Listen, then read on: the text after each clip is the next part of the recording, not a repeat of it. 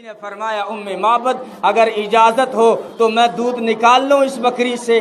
وہ بوڑھی کہتی ہے مجھے تو ہنسی آ گئی کہ یہ تو کئی سالوں سے دودھ نہیں دیتی، یہ کہاں سے دودھ نکال لے گا، لیکن کہتی ہے چہرہ ایسا خوبصورت تھا میں انکار نہیں کر سکی، میں دوڑی گئی اور برتن لے کے آئی کہ اگر آپ دودھ نکالنا چاہیں تو نکال لیں۔ نبی پاک صلی اللہ علیہ وسلم نے رحمت والا ہاتھ، برکت والا ہاتھ اس بکری کی پشت پہ رکھا، اس کے تھن دودھ سے لبریز ہو گئے۔ وہ بڑھیا کہتی ہے میرے گھر کے سارے برتن ختم ہو گئے لیکن اس بکری کا دودھ ختم نہیں ہوا۔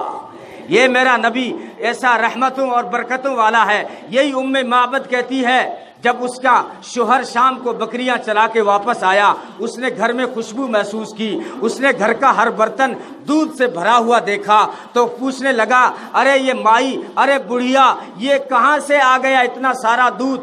تو کہنے لگی یہ اپنی اسی بکری کا ہے، یہ اپنی بکری اسی کا ہے، یہ تو کئی سال ہو گئے دودھ نہیں دیتی، اتنا دودھ اس ایک بکری نے دے دیا۔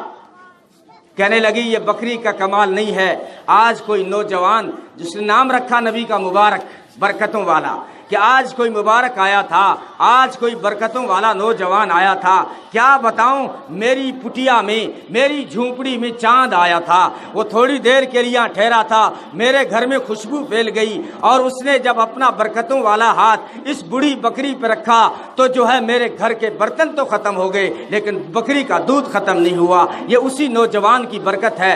پوچھا ابو معبد نے پوچھا وہ کون تھا؟ کہنے لگی مجھے کیا پتا وہ کون تھا، وہ تو چاند تھا جو تھوڑی دیر کے لیے میری پٹیا میں آیا تھا، میری جھونپڑی میں آیا تھا، کیا اس نے نام بھی دے دیا مبارک۔ اور ابو معبد نے پوچھا وہ کیسا تھا؟ کہنے لگی مجھے کیا پتا وہ کیسا تھا، بس سن وہ وسیم تھا، وہ قسیم تھا۔ وسیم کا مطلب یہ ہے کہ جب میں نے دیکھا تو مجھے خوبصورت نظر آیا، میں نے نگاہیں پلٹ کے پھر دیکھا اور زیادہ خوبصورت نظر آیا، پھر میں نظریں جھکا کے پھر دیکھا اور زیادہ خوبصورت نظر آیا۔ اس کو کہتے ہیں عربی میں وسیم، اور کہتی ہے قسیم۔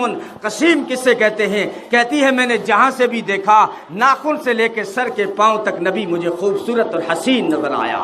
اور پھر کہتی ہے اس کی آنکھوں کے بارے میں سن، کہتی ہے لمبی آنکھیں، دراز پلکیں، موٹی آنکھیں، سرخ آنکھیں، سفید آنکھیں، کالی آنکھیں، سریلی آنکھیں، شرمیلی آنکھیں، سرمگی آنکھیں، سرما لگائے ہوا۔ میرا نبی سرما نے بھی لگائیں، آنکھیں سرمگی نظر آتی ہیں۔ اسی لیے عطا اللہ شاہ بخاری کہتے تھے حدیثوں میں جب میرے نبی کی تعریف پڑھتا ہوں تو میرا دل گواہی دیتا ہے کہ کنگھی خدا خود کرتا ہوگا، کنگھی خدا خود کرتا ہوگا۔ بچوں کو مائیں سنوارتی ہیں، نبی کو خدا خود سنوارتا ہے۔ تجھے کسی نے غلط بتا دیا کہ یہ نبی کو نہیں مانتے ہیں، آؤ جو ہے سنو ہم سے کہ جو ہے ہمارے آقا اور ہمارے آئیڈیل وہ کیسے تھے۔ عطا اللہ جو ہے مولانا قاسم نانوتوی، لوگ الزام لگاتے ہیں دیوبند والے نبی کو نہیں مانتے۔ ارے جس نے دیوبند کی فاؤنڈیشن رکھی تھی، جس نے دیوبند کا پہلا پتھر رکھا تھا، اس نے ایک شعر کہا ہے، اس شعر کو ریکارڈ کر کے لے جاؤ اور لکھ کے لے جاؤ اور پوری اردو کی لائبریریاں کھنگالو۔ ایسا عشق میں ڈوبا ہوا انہوں نے شعر کہا، انہوں نے کہا کہ سب سے پہلے مشیت کے انوار سے نقش روئے محمد بنایا گیا، پھر اسی نقشے لے کر روشنی بزم کون و مکان کو سجایا گیا۔ فرماتے ہیں جب کچھ بھی نہیں تھا، نہ لوح تھا، نہ قلم تھا، نہ عرش تھا، نہ کرسی تھی، نہ جنت تھی، نہ آسمان تھے، نہ زمین تھی، نہ سورج تھا، نہ چاند تھا، سب سے پہلے مشیت کے انوار سے اللہ نے اپنے چاہت کے نور سے محمد عربی کے چہرے کا نقشہ تیار کیا۔ سب سے پہلے مشیت کے انوار سے نقش روئے محمد بنایا گیا، پھر اسی نقشے لے کر روشنی بزم کون و مکان کو سجایا گیا۔ یہ دنیا میں جو روشنی پھیلی ہوئی ہے، یہ چاند کے پاس روشنی، سورج کے پاس روشنی، ستاروں کے پاس روشنی، قاسم نانوتوی دیوبندی فرماتے ہیں یہ روشنی محمد کے چہرے سے لی گئی ہے۔ سب سے پہلے مشیت کے انوار سے نقش روئے محمد بنایا گیا۔ شمائل ترمذی میں فرمایا حدیث میں کہ اللہ نے کیسا بنایا، رأسہ من البرکہ و صدرہ من الرحمہ و قلبہ من الایمان و یدیہ من السخاوہ و رجلیہ من الاستقامہ و شفتیہ من الحمد و لسانہ من الذکر و عینیہ من الحیاء و وجہہ من الرضا۔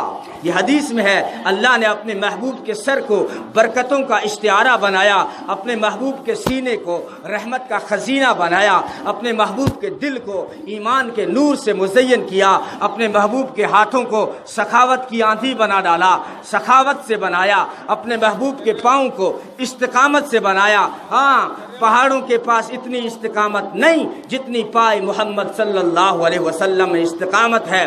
اور فرمایا وشفتیہ من الحمد، اور ہونٹوں کو حمد سے، تعریف سے بنایا، واللسانہ من الذکر، اور زبان کو ذکر سے، اس کی یاد سے سجایا، وعینیہ من الحیاء، آنکھوں کو شرم و حیا سے بنایا۔ امی عائشہ فرماتی تھی میں نے مکہ اور عرب کی باقرہ بچیوں کی آنکھوں میں وہ حیا نہ دیکھی جو محمد عربی کی آنکھوں اور اداؤں میں حیا دیکھی۔ اللہ فرماتے ہیں میں نے میرے محبوب کی آنکھوں کو شرم و حیا سے بنایا ہے، اور اپنے محبوب کے چہرے کو رضا کا مرکز بنایا ہے، اور رضا کا مرکز بنایا ہے کہ جو اس چہرے کو محبت سے دیکھ لے اس سے خدا بھی راضی ہو جاتا ہے۔ خدا صحابہ سے راضی ہوئے، صحابہ نے ایمان کی حالت میں نبی کا چہرہ دیکھا، اللہ نے فرمایا رضی اللہ عنہم ورضوا عنہ، کہ اللہ ان سے راضی ہو گیا اور یہ اللہ سے راضی ہو گئے۔ اپنے محبوب کو دوستو ایسا آئیڈیا